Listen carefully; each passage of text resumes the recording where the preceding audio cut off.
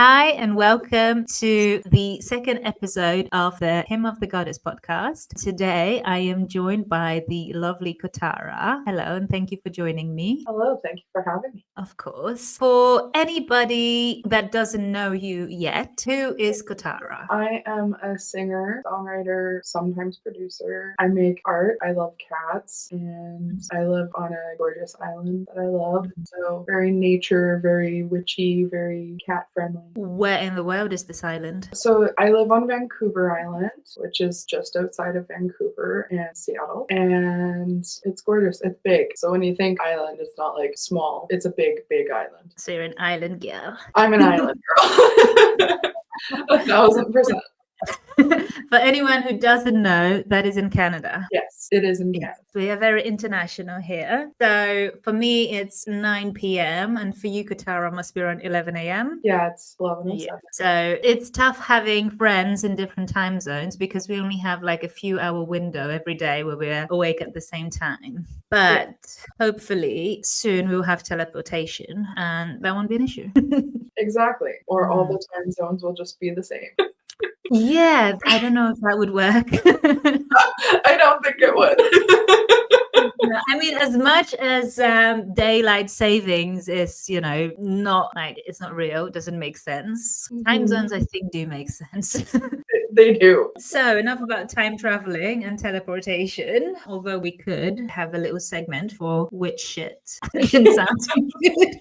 Although I don't know that teleportation is witch shit. That is very sciencey. I mean, I've definitely seen teleportation in Harry Potter, and I'm pretty sure he's a wizard. I was about to say warlock. What's the difference between a warlock and a wizard? I mean, a warlock, you get powers from a deity, usually not a good one.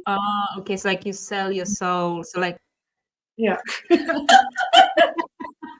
Yeah, not a warlock, though I do know that some people identify as warlocks. I'm not fully sure what that means, and that's okay. Is that just male for witch? Not really, is it? What would be the female warlock? I don't know. I know that, like, for men, usually it's wizard or warlock. I don't know that they identify as witches as well. Yeah, I would have thought, like, you have witch and wizard, but then you have warlock, and then I don't know what the female is. Anyway, we can look into that. But if there are any self-identifying warlocks listening to this, I would love for you to contact me and educate me on this particular matter. Comment below or message the podcast.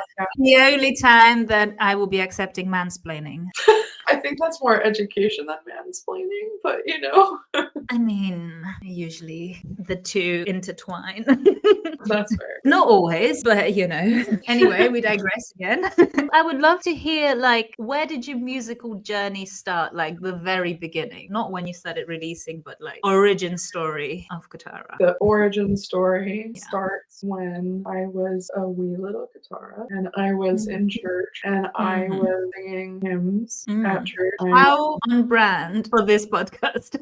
I know, right? But that's literally where my love of singing started. And I remember being super confused about how the music worked because you're like reading along in your little hymn book. And I remember being super confused by that. And I didn't really figure that out until I was much older, like how to read music. And then I discovered Britney Spears in 1998. Yeah, I'm aging myself a lot, but no, we were in the womb when she came out. Clearly.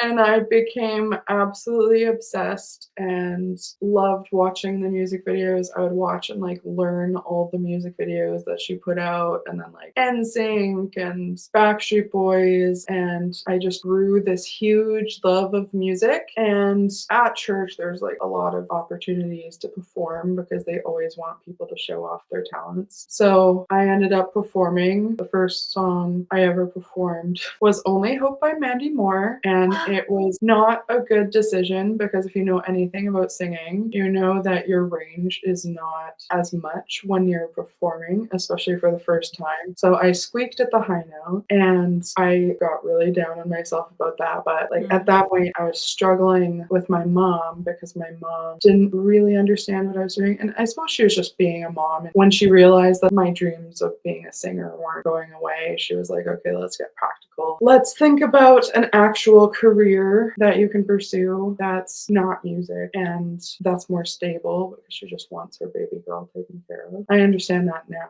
It didn't when I was a child. But either way, it just wasn't very supportive. But when I did that performance in church, I anonymously got gifted a year's worth of singing lessons. And I learned how to hone my voice. Then I entered like a bunch of singing competitions where like I did really well. And then I was in show choir in one of the high schools I went to. And I began writing songs probably when I was 10, and I had like 3 million journals. So it was just like music was always there, and music was really my biggest comfort throughout my life because I kind of felt out of place, and music was like the only place that I felt seen or heard, and was really like the only friend I had because I really didn't fit in where I lived. I grew up in a small town called Lethbridge, Alberta, which is also in Canada, and if you just don't fit the mold there, then you don't really have friends. So Or you were too fabulous for that little town. That's what I'm hearing. pretty much, yeah.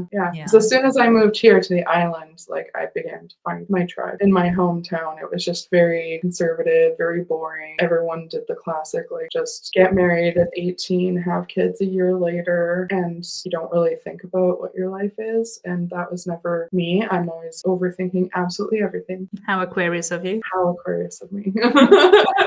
That's beautiful, to be honest. I didn't realize that it started that early. For anyone who doesn't know Only Hope by Mandy Moore, it's not an easy song, especially not for a little person performing for the first time. Congrats on having the courage to do that. Obviously, it wasn't all bad if somebody decided to invest into your singing lessons.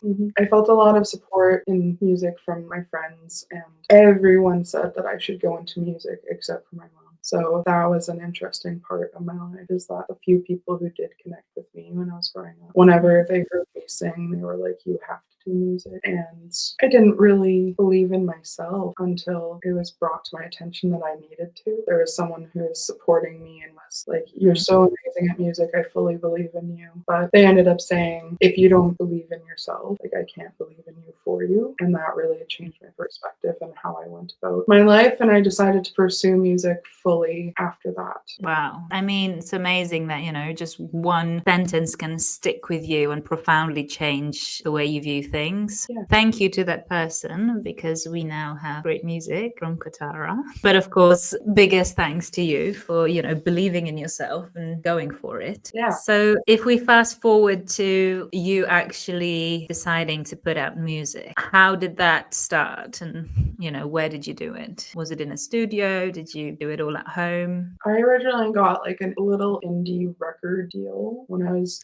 in my early 20s, and they were willing to like make an album for me and stuff. But to make one album, it was going to be $10,000. And I ended up realizing that I could pay for a full home studio at that point, learn how to produce myself, and it would be cheaper than that deal. And so you had to pay them 10,000. Yeah, to create the music. Okay. They were supportive and they did believe in me, and part of me is curious about like if I did have the money back then. Like I was very young and did not have that kind of money rolling around. Part of me is curious about what would have happened if I had done that, but I think it was important for me to learn how to produce music myself and be guiding myself, even if it was a lot slower of a process to get to where I want to be and like to become actually good at producing. Yeah. Because it is a skill set, and back when I was learning, there was not nearly as many resources as there is now. Like the YouTube tutorials were absolute crap, and so it was really like the wild west of learning. And it was really only a few years ago, like 5 years ago, that I really decided to start taking music seriously. So everything up until then was like I had the equipment, I had the things, but I was very slow moving at first.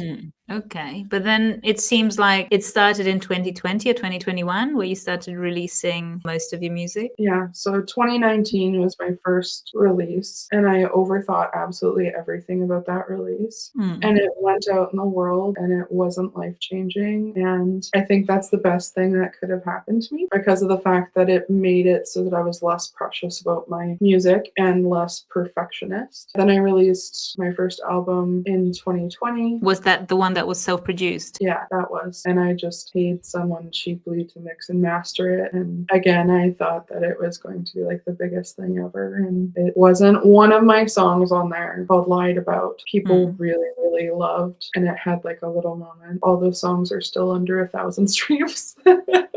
Why? Because of the fact that, like, looking at the journey of being an artist and seeing where you come from and where you are now, you always want people to hear your most recent work, and you don't want to hear how baby you sounded and how, like, bad you sounded to some extent. Not that it's like ridiculously bad or anything, but I always think I would do 1,000 things differently. Yeah, I think that's part of the journey, though. I mean, you won't learn unless you do the first few. When I think of the big artists that have become very popular, some of the old music is my favorite. Like, if I think about The Weeknd or SZA, both of their first albums or EPs or whatever it was out there were some of my favorite music, and they might not even like it. Or even with Evanescence, one of my favorite songs of theirs is Anywhere, and it never even made it onto the album. It was just on their demo, and I think Amy Lee said it's her least favorite song. So what you might think of it is not the same thing that everyone else hearing it will, and I think it's good to have it there. I mean, would you ever want to take it off platforms? I've debated if I would. In fact, I made a thread about this yesterday, and people are still commenting on it. It's interesting to hear other people's opinions, and I did end up deciding to keep it up there because, like, one of my favorite artists, her name is Mothika, and she has kept up everything that she's made, and I find it really fascinating to go back and look at her very first projects, and they were about the same quality as mine. And so to see the growth of the artist, and not that it's bad, because it's not bad. You see the bones and the structure, you see the trail to them becoming the artist they are now. And I think that that's what makes it so fascinating. And I'll admit, like, with some of my old songs, some of those songs have a really big place in my heart, or like really underrated, you know, or you remember the moment you wrote the song, and that can be really special too. Yeah, definitely. And is there a song that you think is particularly underrated? I think my song Honest, I just really like the build. And it was a difficult song for me to write. Like, it was literally just the thoughts in my head. And it's probably like one of the most Aquarius songs I've ever written, because it's saying, like, I don't want to write this song because it's just too damn personal. And that's a lot of the feeling I get in general with my life, is just I like to write fun, badass songs, and more personal songs are difficult. Is this from all of your music or from that particular album? That's from that particular album. I think my most underrated song that I just genuinely think is good all around is a collaboration I did with an artist named Shidez. She's absolutely brilliant, called Go My Own Way Now. It is a sad bop about friendships ending and going your own way and being your own person, even if it's a difficult thing to do. And I just think I love everything about that song. I think it's so brilliant. I love it too. And everyone listening to this should go and check out both of these mentioned songs and let us know your thoughts. And now for a fun question is, what's your favorite song that you've released to date? I think it has to be Criminal. That's my favorite too. The build at the end, that's one of those songs where I'm like, I have no idea where the inspiration came from that song, but I'm so happy I wrote that outro. And like, I just feel cool when with that song. And it's not often that I feel like a cool person. So I soak in every one of those moments. That song, like, I listen to it and I can hear some inspiration, like where I think it came from. Like, I can definitely hear the Britney influence. I hear Billie Eilish influence in it, like, you know, in terms of inspiration. It's nice because it's not either one of them like 100%, but you know, if you've listened to these artists enough, especially Britney, heart emoji, you can hear it. So yeah, that's my favorite too. And I think everybody should go and stream Criminal by Kotarah on all platforms. Speaking of Britney, Billie Eilish, and who are your biggest musical influences? I have a lot of influences. Poppy is my favorite artist, and then I also really love Banks, Todrick Hall, Lights, also Billie Eilish. She's a big influence as well. And I think I love all of these different artists because they're all risk takers. They've all at one point in their career like changed something about what they've done. They're all a little bit more personal. They're also very like visual artists, which I find fun to marry the visual aspect of art to your music. So yeah, I get very inspired by them, and they don't care about what anyone thinks about them. And I think that that's so needed in today's industry, where it's just like so many people curate an image and like expect to stay in the same genre, and they expect to do the same thing forever. And I think that's boring. I think it's an artist's job to evolve. Yeah, So. I think in general, everyone could take the not caring so much what others think as a life's philosophy. Because I think,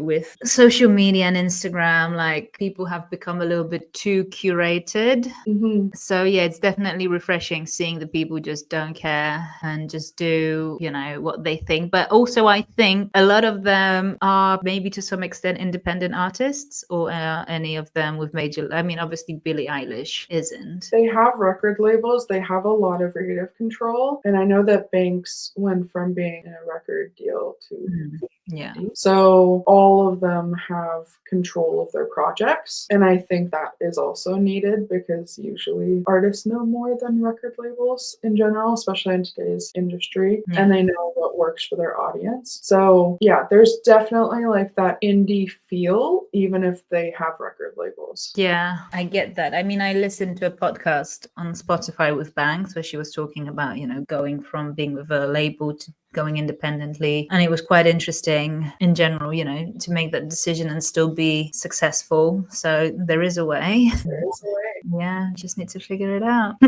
And then, so what is sort of like, if you could have a dream project that you would work on, who would that involve? Who would you want on your team? A dream project. I mean, there's multiple aspects to that, because like a dream producer to work with on a project, or like just a dream thing. Let's split it into two. One question number, or part one, is let's say you are working on a collaboration, and who would be your dream artist or artists to work with? And then second part to the question is you are assembling your dream team, and you can pick your manager, your producer, a collaborator if you'd like. The world's your oyster. You are at the supermarket picking everyone out. Who is it? Okay, dream collaboration would be Lights. And that's because after doing multiple collaborations, because I've done a ton, I realized that to some extent you have to get along with your collaborator. And I just think that she and I would get along really well. Like, she lives in Vancouver, so it's a similar lifestyle. She's into like anime, and she's into knife throwing and like interesting things, which I love. And there's artists who, maybe I love their music more, but I feel intimidated by them. And I don't think that intimidation is the way to go into process. Or Billie Eilish. I think she and I would gel so well, like just as people, and we'd have a blast creating something. And it would be a banger. That's for sure. Billie, if you're listening, Kotarah is available. And on that note, Phineas is the dream producer. I love the way that he melds to whatever artist he works with. And like, you listen to Billie Eilish's music and you listen to Phineas's music, they're completely different. So I admire that he has such unique production for whatever he's working on, but caters to what the artist wants. It's a skill not every producer has. No, I think a lot of producers have like their style, and I don't know how easy it is for them to shift away from that, do what the artist asks for. Yeah. So yeah, no, definitely. And as for the like dream team, I don't know much about managers and stuff like that. Mostly the dream team is anyone that I get along with really well and can stand being around for just discussing things with who have good communication skills. But I would love input on visuals from Poppy because she's just such a visual artist. I don't think she does directing, but if she did, that would be the dream because she's always been a visual artist. And then the dream project is someday I would love to do a cohesive visual album that tells like a full story. Yeah, I think that would be amazing. Mhm. And I am looking forward to seeing it when it happens someday. Too. So I guess the question would then be, you know, as independent artists, we do everything ourselves. Well, most of it, not everything. But if you had the resources to employ people to do certain jobs for you, would you want to go down that route? Like, would you want to get a manager and maybe a marketing manager and social media manager and all sorts of things? Or would you still like to do a lot of these things by yourself? Like, you know, do you enjoy it? I enjoy coming up with my ideas myself for the most part. I would like a social media marketing consultant to just bounce ideas off. And if I can ever afford it, I want to have like a videographer because that's the part I'm learning right now. Like, I feel like I have the music part down pretty good, but I do feel like the visuals for my project need to be better. And as you said, it's very difficult to like do everything yourself. So someday I would love to have a videographer that we got together like once or twice a month and just filmed a whole bunch of content, and then I didn't have to. Okay, so you'd want it for content. How about music videos? Yeah, all of it. Yeah, it's something I'm looking into and thinking about. Like, I have the ideas, I know what I want to do, but to film it is one thing, and then also to put it together is another. I think it's also accepting the fact that anything new you start, you're going to suck at. Yeah, it's a tough one to accept. Yeah, and it's just like you have to go through the time to be willing to get good at it. I think that's where I struggle with videography is like, I just think it'd be so much easier as someone with experience to get the visuals that are in my head, you know? Yeah, and also I think, you know, as you know, I have been listening to The Artist's Way. So I have some of the things that she talks about fairly fresh in my mind. And one of the things she said, it's not something that I haven't been thinking about already, is the importance of having friends that are artists, but not necessarily in your sort of niche or career. So I would love to make friends with people who are photographers, painters, videographers. I think you and I have a fairly similar situation. I mean, maybe you not so much as me, because I think you've mentioned your island can be quite artistic or has like that community. It is artistic, and I would have no problem getting artists or commissioning artists for like merchandise or other kinds of projects, or like if I wanted album covers or whatever. But I think my island is not so good for the kind of music that I make. So Okay. that's I understand. Yeah. I have the same issue in my town. So I guess I'm starting to understand why people move to places like LA and I don't know really where else you go. I don't know, London, or even here, like most of the musicians in Greece that I sort of find online and follow and acquaint are based in Athens or the bigger cities. So I guess that's something to consider long term. But again, you know, we are lucky enough to be in a day and age where we don't necessarily have to be somewhere in body to be able to reach people. Yeah, I mean, Vancouver's right there, and Vancouver is called the LA of Canada for a reason. And like lots of TV shows are there, lots of music artists live there, and actors, I guess. And oh, fun fact, on my island, Pamela Anderson lives here. She lives there? Yeah, she does. Oh, cool. Yeah. I didn't even know she was in Canada. Yeah. I thought she was in America. I mean, USA. No, I know the town she lives in. I know the house she lives in because people talk. But I mean, Canadians are nice. So, well, polite, not nice. So that thread you posted as soon as you said it. So she's fine there, and I believe Harry and Meghan also have a house here, which is interesting. So Okay. our island is small, but not small. It's a big tourist trap, like especially Victoria, which is an absolutely incredible city. I love it there, and I don't have my driver's license yet, but I'm planning on getting it. And when I do, I'm going to be trying to gig in the city. Yeah, that was my second question. Well, not second. There's been many questions. That was my next question. Like, would you want to do that? Do you have plans for performing live? I do. I bought a karaoke machine for Christmas with the idea that I could gig, and I got the karaoke machine so I won't have to depend on other people's equipment. Oh, right. Okay. So, are you going to bring the karaoke machine with you when you go to gig? Because I have one, and it's like just a small box. I'm just wondering. Yeah, I'm planning on bringing it with me, carting it around, and it's like weather resistant and stuff like that, which is very good because it rains a lot here. So does it come with like a large speaker? Yeah. Okay, fine. Different to mine. All right. So I'm gonna do that, and I'm gonna be performing with backing tracks for the first time because I just think, like, I used to do live performance, but I would perform my tracks acoustically, and I just think it'll be more fun if I have the full backing track. And for slow songs, obviously, like Check on Everybody, I can go to the piano or whatever. But I think for the other songs I have, it'll be much more fun if the full vision is there. 100%, especially considering how much work you put into your backing tracks. Yeah. There are I work with. So okay. Well, I hope that your driving license brings you all the way to Greece for a live performance. I don't know how that works logistically, but one can dream.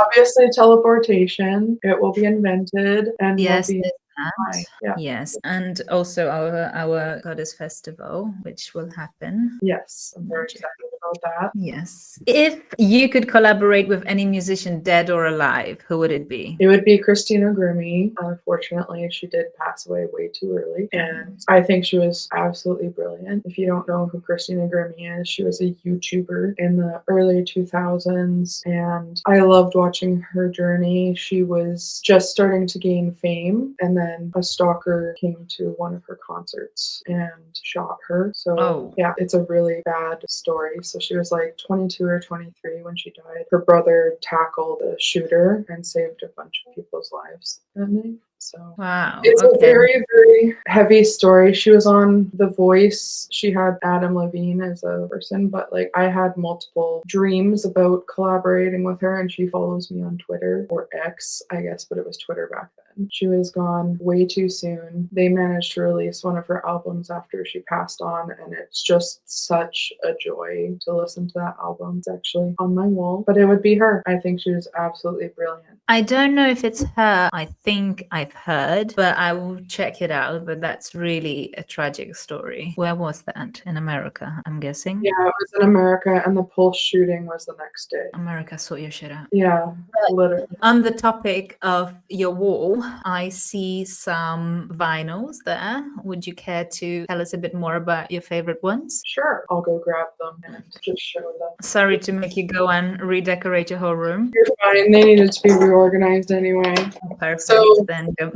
First album we have is my favorite album of all time, which is Zig by Poppy. And I have a signed copy coming, so I'm very excited. But I love this album because it's like, for those on the podcast who don't know, last year I discovered screamy music, and it's very fun and enlightening for me. But I like this album because it's a mixture of like pop, which is what I grew up with, like the Britneys and stuff. It has a lot of pop influence, but then it has some of the like rock metal stuff that I enjoy. So I like the blend.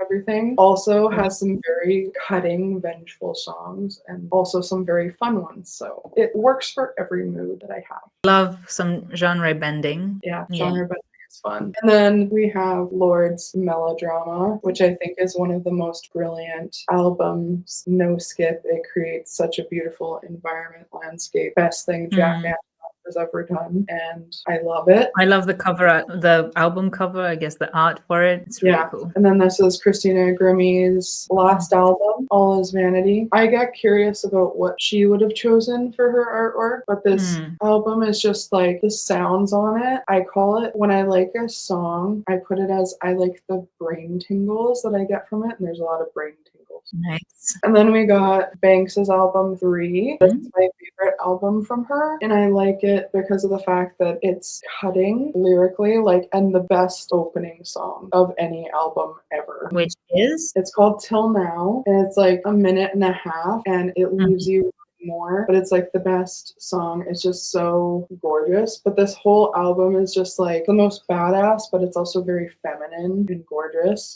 And then the last one I have to shout out is Lana Del Rey's Paradise, which is the deluxe version of Born to Die. And I love it. I remember listening to the album and being like so shocked that an artist was willing to be that overtly sexual. And I love it. Yeah, that's a really great collection you have over there. Thank But you. I have to ask, do you actually listen to the vinyls itself in your little record player? I have. I've been meaning to look up proper vinyl care so that I don't wreck them because I would hate that. But I have listened to vinyls before, for sure. And is there really a difference like everyone claims? I think it depends because of the fact that, I mean, I have high quality speakers. So it's like, I don't know that there's too much of a difference, but I think the experience is just really nostalgic feeling. It'd be kind of nice to get out of the listening to Spotify. Yeah, I mean, I'm guessing like comparing it to CD players, for example, but like there's always an issue with a CD player. I don't know if you've experienced that, but either it's skipped, there's some sort of scratch. Like, I haven't listened to CDs in a while, but I do have a CD player in my car and it just never works as intended. That's some of the reason why I've actually not listened to the vinyls until I actually learn the proper vinyl care, is just because I want to make sure that it doesn't skip and it doesn't do those things so that the vinyls aren't ruined. But yeah, either way, I do change up my vinyls in the room. Like, they're also pieces of art. Yeah, no, definitely. Did you create vinyls for one of your songs or albums? Not yet. I've been debating if I'm going to create physical formats for my EP that just came out. I would love to. I've just been debating the practicality of it because my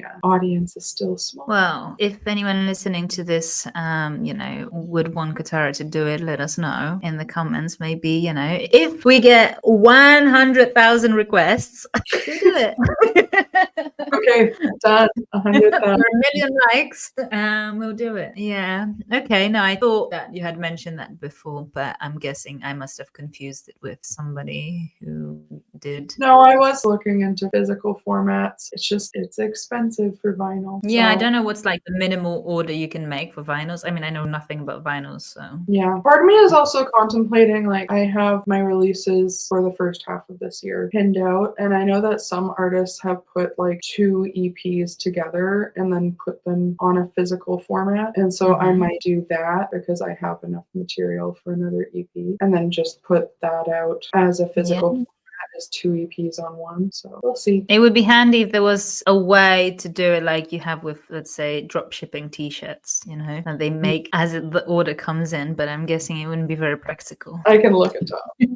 So as you are doing music full time, from someone who's gone from working a 9 to 5 to then not doing that and also focusing on music amongst other things, I find it quite hard to do that transition and still stay organized and productive. So what are your tips? Because I see you as a person who, treats this like, okay, this is what I've got to do. I'm putting my head down. This is my work. And you do it. Whereas I'm more of like, if I feel like it, I'll do it. So would love to hear your recommendations. Yeah, so for those who don't know, I have ADHD, so I've had to look up certain quality of life things that will make it easier so that I can stay on task. And the best tips that I have for working from home in general, first off, working from home is really difficult for a multitude of reasons. And I complain with one of my friends about this all the time, but everyone automatically just assumes that you're free all the time. And it's like, well, no, if I talked to everyone that wanted to talk to me, like, I'd literally never get anything done. So it's accepting the fact that you can't do what you would do on the weekend every single day. That's the first thing you have to do, is accept that. And then my favorite tips, like, there's a lot. I have systems on systems on systems for staying productive. But the best things I have collaborators on a lot of projects, and that makes it so that I'm accountable to them for the work that I do, because I don't like to leave people waiting very long. It's just not really in my nature. It drives me nuts if a project takes too long. I also do something called body doubling, where like twice a week there's a group that I go to, and it's specific time just for songwriting. Everybody in that group is doing the exact same thing. We're all on a Zoom. We're all talking about the projects that we're completing, and that time is set aside twice a week, every single week. And I think that's a lot of it, is just like accountability to other people, because if I wasn't accountable to people, I don't know how much I would get things done. And then the last tip I have is 20-minute sprints. And I say that because like thinking about sitting down in the studio for 3 hours is like big. And sometimes I find if something's too big, I won't do it just on purpose, because I'm like, oh, that'll take so much time, and then end up scrolling for 5 hours. Guilty. I think everyone is. So I just set a timer for 20 minutes. And usually by the end of that 20 minutes, you want to continue what you're doing anyway. But if all I got done was 20 minutes, then I still got 20 minutes more done. Yeah, I actually was reading this book on stress called The 5 Circles. And one of the tips that she was giving for like, overwhelm and burnout was something similar to this, where you work in these blocks. And it wasn't quite the same, because you then have to take the break, even if it's just to make a coffee, get some water, whatever. And then you continue, and then you keep increasing that window of 20 minutes or whatever. But yeah, definitely, I think the 20 minutes might work for like cleaning for me personally. Yeah. And I think the other thing that I do that really helps is that if I'm working on a song and I'm frustrated, like really frustrated, I won't continue working on it. I will go for a walk and come back to it, because I find that if I'm in stress working on a project, all of my thoughts are muddled. I can't think clearly. I'm just going to continue to come up with bad ideas. Whereas if I take a break or half an hour, whatever, then I can come back to it with a level head. I find that forcing anything, especially creatively, never really results in anything productive or good. So yeah, it's best to, like you do, step away and give it a moment. So as we are having this podcast in beginning of the year, and not to say one must make resolutions in January, but do you have any sort of dreams or goals for this year that you would just love to achieve, and like that would be your year made for you? Yeah, I have a few things, like specifically musically, that I'd love to do. I'm going to be making music videos for my projects that are coming out, and I'm very excited to add a visual element to my music. I'm going to be doing everything myself, so it might look horrible, but I don't care. I'm really wanting to try new genres, and specifically this year, I'm going to be working on new metal. I think it's really fun. I'm learning how to scream, and that's been a joy to learn how to do. Like just letting out the rage has been fun. And then your voice is perfect for that type of singing. Oh, thank you. I get compared to Amy Lee a lot, which is so bizarre to me and such a big honor. I don't get it, but that's fine. I'll take it. I'll take it. And then I also want to do some hyper pop. And how about mixing them too? Will that also happen? Yeah. That is another thing that I plan on doing this year, is I want to produce more. Last year I predominantly just worked with producers, and I love that, but I've missed producing. So producing, songwriting for other people, and I would love for this year to finally get a song on a movie or in a TV show. I think that'd be so cool to just see my music there. And those are some of my goals. All right. Well, I wish for them all to come true, and more if you'd like. As a parting question, what message would you hope to leave through your music? That people can do anything they put their mind and their heart in it. Okay, I love that. I don't have a lot of music like that, but I just think I create whatever I want and do whatever I want. And I think through me doing that, I would love to see other people live like that, where they're just not worrying about what other people think and living authentically them at any age. Because you know what? Medicine has made it so that we can live a lot longer, and life is long and boring, and you might as well do something that you like. Yeah, no, sometimes I'll be thinking, okay, maybe I'm too old for this. And then I'm thinking, do I want to spend the next 35 years of my life doing boring stuff? And the answer is no. So obviously, if I still have so many years ahead of me in terms of work and just expectations to contribution to society, I might as well do something I love. Exactly. And if I do it right, I'm not going to have to do it for 35 years. I mean, I would still probably enjoy it, but I'm guessing there are some limitations that come with age in terms of voice. Yeah. Although we have Cher, and I'm pretty sure she still sings. I mean, I think if you take care of your voice, then you can do it for as long as you want. I plan on doing music till the day I die. I thought that your vocal cords, they're just, even if you look after them, like you start sounding different. But I'm guessing maybe there's also a way to utilize your voice when it changes. I have no idea. I know that Shakira still sings just fine. Oh, no, I mean, like when you get to 70 years old, Shakira's not 70. No, I mean, who knows? There's all kinds of things, but I plan on taking care of my instrument, and I will sing for as long as I can sing for, because it's fun, and because I become a bitch of a person if I'm, not making. Yeah, I can relate to that, to be honest. I mean, not necessarily that if I don't make music, but like if I don't express myself creatively in any way, or even if I don't like just sing for the fun of singing, yeah, I'm not very pleasant. But I think anyone, especially like people who are artistically inclined, and like, again, I'm going to quote the book, The Artist's Way, but she did mention that a lot of, I don't want to just say mental issues, because she did say specific ones like neurosis, etc., were linked to people being creatively blocked. So I'm going to pretend to solve mental health today. But yeah, I told you this, but I don't know if I believe in writer's block. I definitely did at one point, but no, not writer's block, but creatively blocked. So if you are a creative person but you don't create, it's not quite an artist block, because that's when you want to create but you can't. But this is when you should be but you're not. Well, and I think that can lead to writer's block, which, as I said, I don't really believe in. And I think that's part of my process as well. Like, I used to believe in writer's block and write like 4 songs a year, and it would come in like manically, and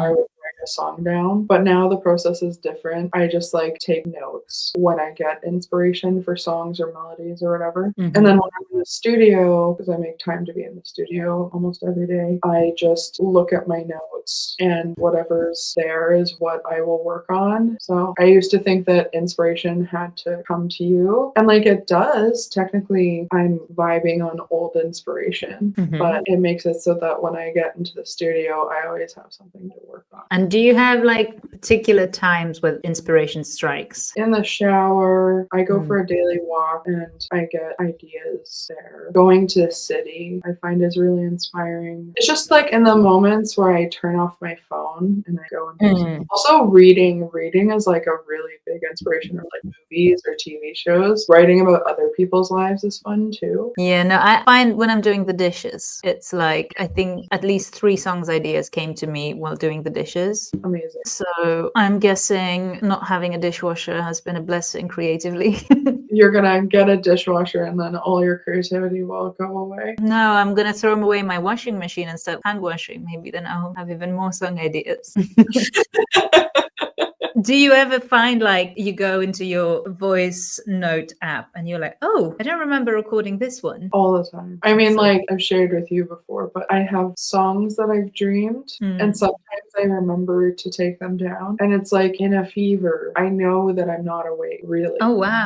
I'm just awake enough to take down the voice note. And so in the morning, I'm like, what the hell did I just make? That is so cool and crazy that you can like do that in and out of dream thing. Yeah, so it's interesting. But there's definitely voice notes where I'm like, wow, that was different than I normally do. Because I mean, obviously every artist like falls into particular rhythms, notes, or patterns that they do. And so you'll listen to something and you're like, wow. And then sometimes you listen to your voice notes and you're like, what was I thinking? That was so bad. Why did I down? I find it that the melodies and the way it comes to me, it's rarely ever the way that it ends up, because I will make the note in a certain way and then I will adapt it to go with the style that I want to be making music at this particular time. But I also find interesting, like I have notebooks that I've had for years, and then I'll open it and I'm like, oh, I forgot about this song. I should do it. Keep your notebooks. Like, I am not someone that's pro hoarding. I love throwing shit away, but your notebooks, keep them. Yeah, I actually have a notebook with the very first songs I wrote, like I as love a that.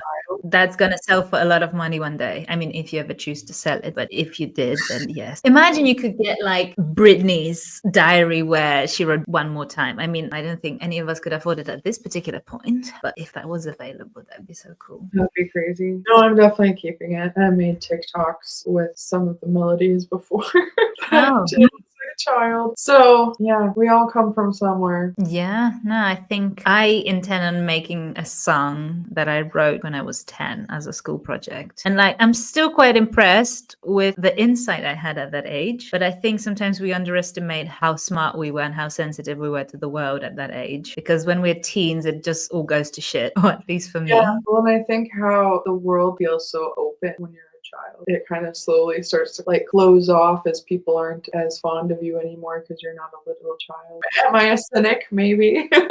No, I think there's that, but it's just like obviously we stop being present and our minds are preoccupied with everything else and we don't see everything as a giant playground. You know, it's interesting for me because I live in Greece where I had a lot of like great childhood memories. Mhm. So when I go back to the town that I used to spend my summers in, I get a glimpse of that sort of feeling of being a child and like I look at things a little bit more in depth than just, you know, going through and trying to get from A to B. Do you want to add anything for today? Thank you for having me. And if you want, you can check out my music. I'm at Kotarah. I just released a new EP called All I Want. And I have some singles that have come out or will potentially be out by the time this is out. I'm going to be releasing a song next month, an extended version of Check on Everybody that is about how I felt about my cat passing. Okay, yes, we're looking forward to hearing that. And you can check Kotarah's music on all major platforms. And you can also follow her on Instagram at Kotarah, spelled Kotarah,